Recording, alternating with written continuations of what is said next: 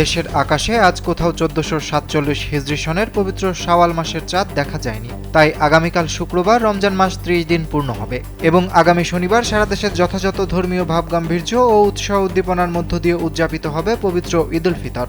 বৃহস্পতিবার সন্ধ্যায় জাতীয় মসজিদ বায়তুল মোকাররমে ইসলামিক ফাউন্ডেশনের সভাকক্ষে অনুষ্ঠিত জাতীয় চাঁদ দেখা কমিটির সভা শেষে এ সিদ্ধান্ত জানানো হয়। সভায় সভাপতিত্ব করেন ধর্মমন্ত্রী কাজী শাহ মোফাজ্জল হোসেন কায়কোবাদ। সভা শেষে জানানো হয়, দেশের সব জেলা প্রশাসন, ইসলামিক ফাউন্ডেশনের প্রধান কার্যালয়, বিভাগীয় ও জেলা কার্যালয়, বাংলাদেশ আবহাওয়া অধিদপ্তর এবং মহাকাশ গবেষণা ও দূর অনুধাবন প্রতিষ্ঠান স্পারসো থেকে প্রাপ্ত তথ্য অনুযায়ী আজ বাংলাদেশের আকাশে শাওয়াল মাসের চাঁদ দেখা যাওয়ার কোনো খবর পাওয়া যায়নি।